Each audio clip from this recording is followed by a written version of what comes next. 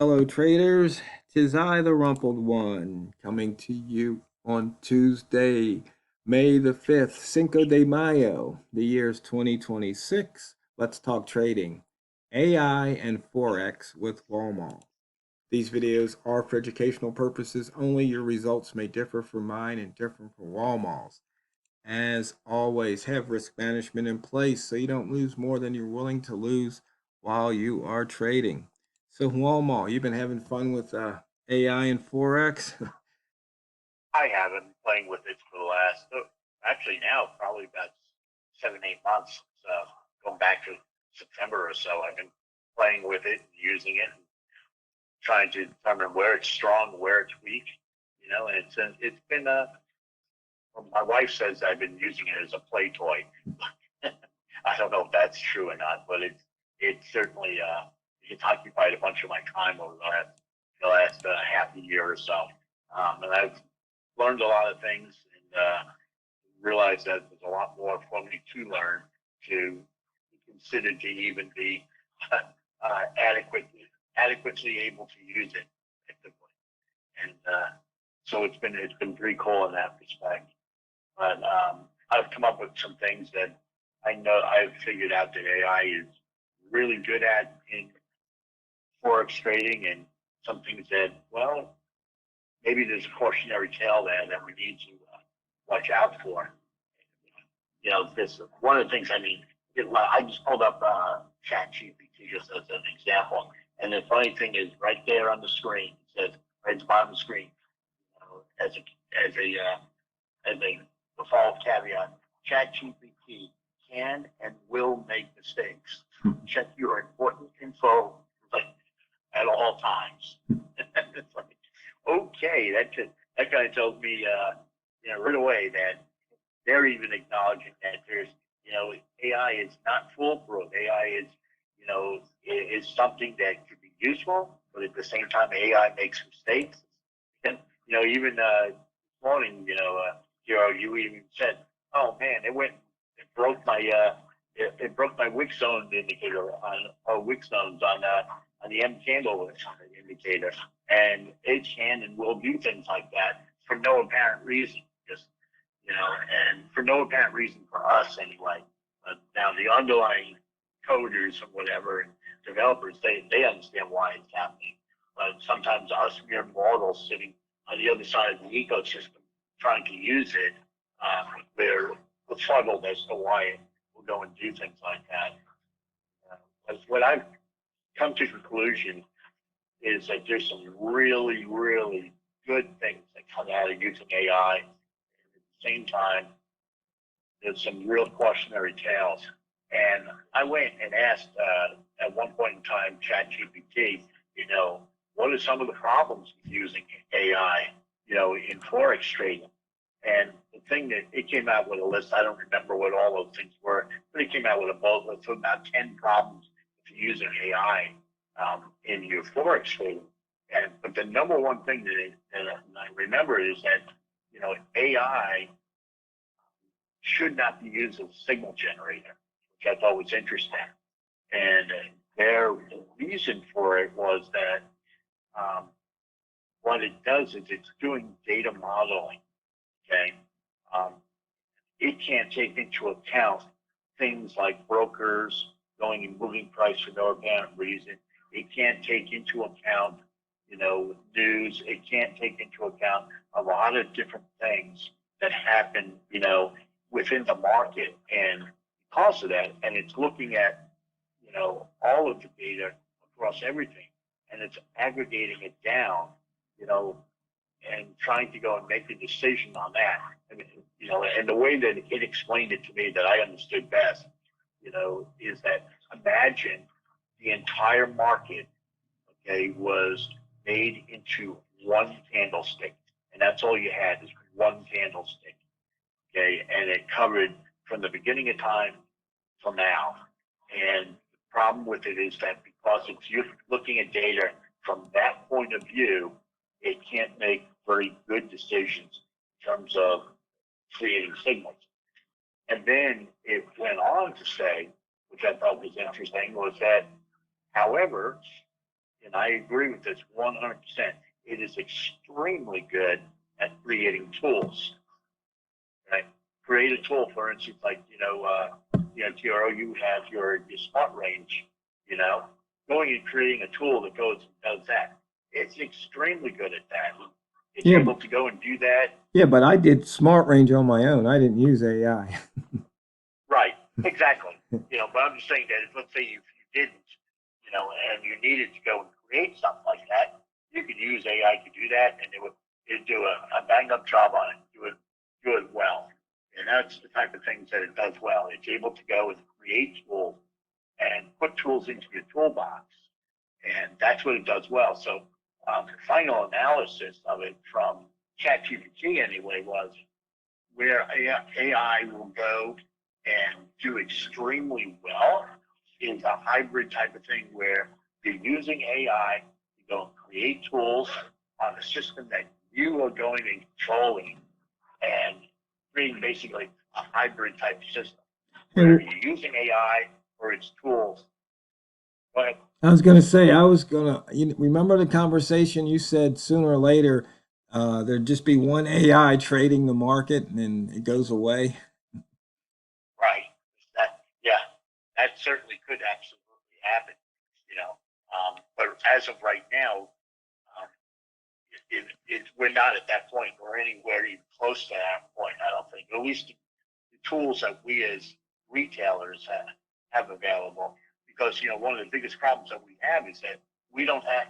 Think about it, Forex. One of the biggest problems that we have is the fact that we can't see the depth of market. We can see depth of market simulated for the particular broker we're on. Okay, but that's all we can see.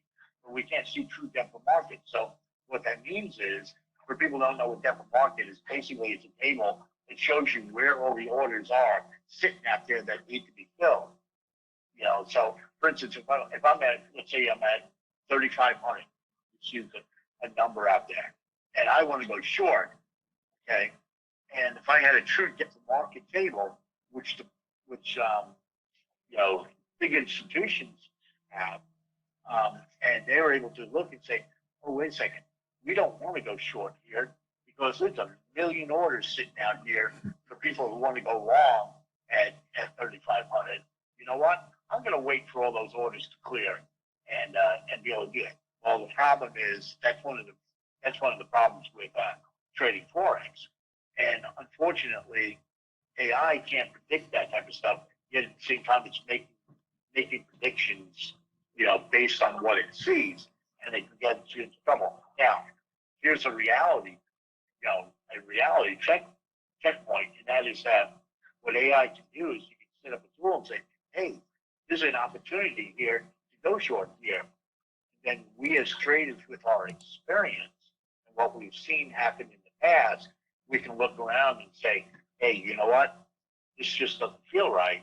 And you know what? I'm not going to go short yet. It's so like what I was saying to you earlier, TRO, when there was a price at 51, I think it was, Right. on today's chart. I said to you, yeah, the AI says go short here. Yeah, the indicators indicate go short here. And I think what I said to you is, there's no way in hell I'm going short here. And it shot up to 65 or something. You're right. And it's like, and there's that piece of the art that's just not there yet. Now, that's not to say that AI doesn't get there. It's just that it's not there yet. Right. And that's it's going to take time to develop. Imagine, let's go and put a perspective thing in place. Imagine it's 1993 and we're trying to get onto the World Wide Web. Remember what it was. There were very few sites that were there. Half of them worked half the time, and half the time they didn't work. Half the time the servers were down. That's the environment that we had with the World Wide Web in 1993 and 1995, that time frame. Was there a World Wide Web back then? Yes, there was. Did it work? Yes, it did. Was there major problems with it? Yes, there was. And guess what? We're now sitting here in 2026. We're starting to, AI's been around literally since the 70s. Nobody wants to talk about that, but commercially available for retail people, consumers, And, it's really only taken off in the last couple of years. And it's just, we're at 1993 levels, 1995 levels. So I think that, where my answer would change probably dramatically, when we get to 2030. But right now, sitting here at 2026, we need to be cautious about what we do. Yet at the same time, take advantage of what it does, because there's some really incredible things what we can do in terms of writing tools.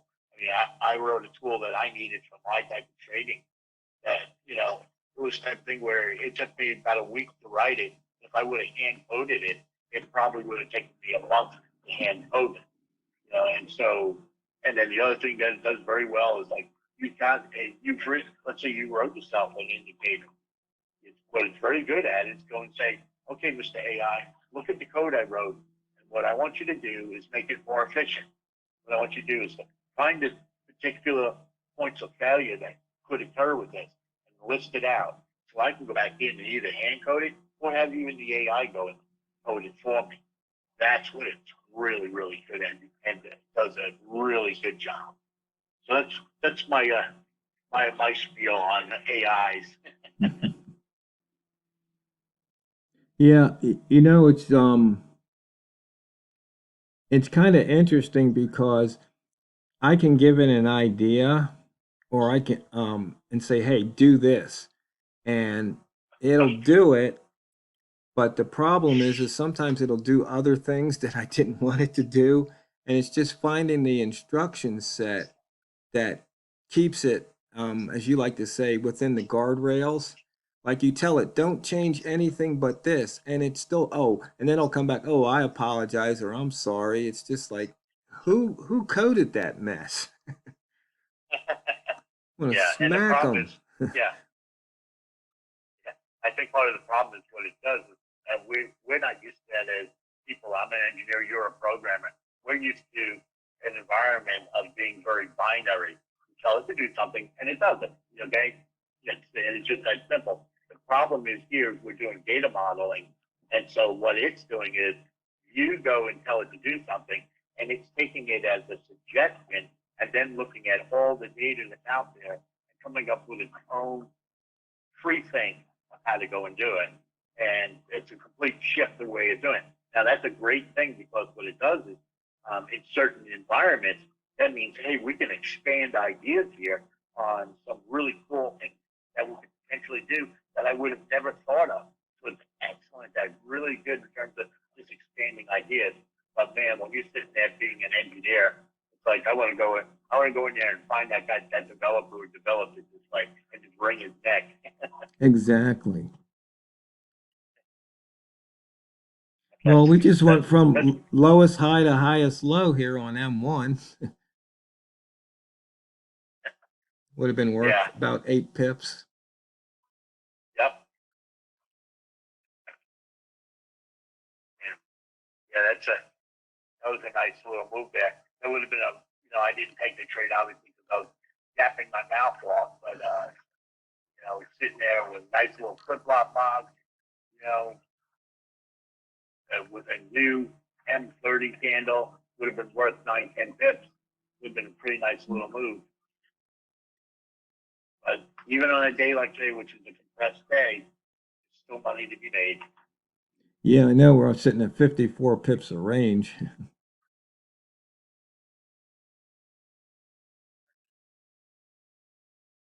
And the other thing that's kind of interesting with the AIs is you can ask, 2 or more AIs to do the same thing.